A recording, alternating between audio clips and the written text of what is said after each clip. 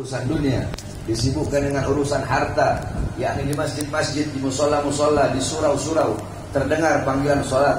Hayya 'alas shalah, hayya 'alas shalah. Allah panggil, ayo sholat. Sekarang saatnya engkau kembali kepada aku. Tetapi orang-orang yang berdagang tetap dengan dagangannya. Orang-orang yang punya toko tetap dengan tokonya. Yang bekerja tetap sibuk dengan pekerjaannya. Mereka abaikan panggilan Allah dan lebih memilih panggilan perut daripada panggilan Allah Subhanahu wa taala. Orang-orang yang seperti itu nilainya di sisi Allah sama seperti sesuatu yang keluar dari perutnya. Oleh karena tinggalkan perkara-perkara yang membuat lalai kepada Allah Subhanahu wa taala. Sebelum apa? Sebelum dunia yang meninggalkan kita, maksudnya sebelum kita mati. Yakni tinggalkan perkara-perkara tersebut sebelum datangnya kematian. Wa bana qabrahu qabla an yadkhula. Orang-orang yang beruntung adalah orang-orang yang membangun kubur sebelum mereka memasukinya. Apa maksudnya membangun kubur? Bukan berarti menggali kubur, akan tetapi menyiapkan bekal-bekal untuk kita bawa ke dalam kubur. Dunia tempat menanam, akhirat tempat memanen. Jika di dunia kita menanam sesuatu yang baik, maka di akhirat kita akan memanen sesuatu yang baik. Tapi kalau di dunia kita menanam sesuatu yang buruk, maka di akhirat kita akan memanen sesuatu yang buruk. Sayyidina Utsman bin Affan radhiyallahu anhu, Sayyidina Umar bin Khattab radhiyallahu anhu, diceritakan kepada beliau tentang neraka, beliau tidak menangis. Dzukiran nar, beliau tidak menangis. Dikisahkan tentang neraka, beliau tidak menangis. Dikisahkan tentang hari perhitungan, beliau tidak menangis. Yaumul hisab. Dikisahkan tentang hari pertimbangan, beliau tidak menangis. Dikisahkan tentang dahsyatnya padang mahsyar, beliau tidak menangis. Akan tetapi ketika dikisahkan dan diceritakan tentang kubur, barulah beliau menangis. Maka para sahabat bertanya, wahai khalifah, diceritakan tentang neraka engkau tidak menangis, diceritakan tentang dahsyatnya padang mahsyar, dahsyatnya siratul mustaqim, hari perhitungan, hari pertimbangan, engkau tidak menangis. Akan tetapi ketika diceritakan tentang kubur, baru engkau menangis. Memangnya ada apa dengan kubur?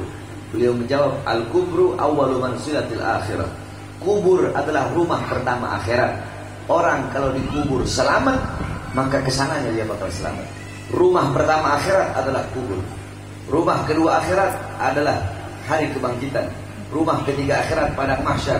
Selanjutnya hari pertimbangan, hari perhitungan, siratul mustaqim, jannah wa imman nar, surga atau kalau tidak neraka.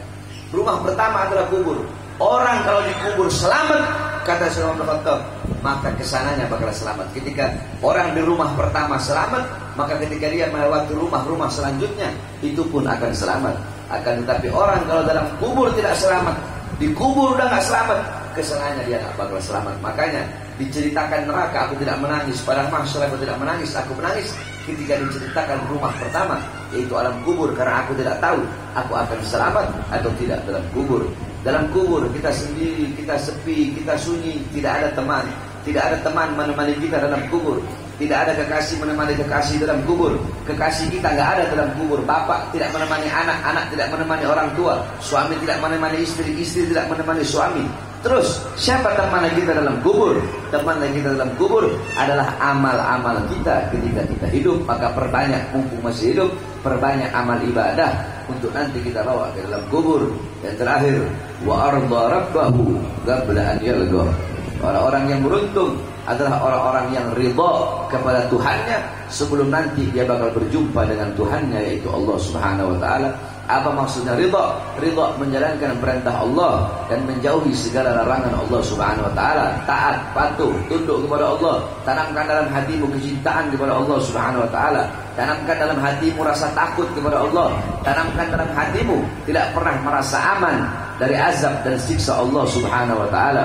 Saudara-saudara sekalian yang dimuliakan oleh Allah Subhanahu wa taala, ibu-ibu yang dirahmati oleh Allah Subhanahu wa taala, baginda Nabi besar Muhammad, jangankan kita, Nabi besar Muhammad sallallahu alaihi wasallam, ketika beliau sedang sholat, tiba-tiba yakni kushifa alaihi hijab, dibukakan bagi beliau penghalang, sehingga ketika beliau sedang sholat, beliau gerakkan tangan beliau ke depan seperti ini, seakan-akan beliau ingin mengambil sesuatu.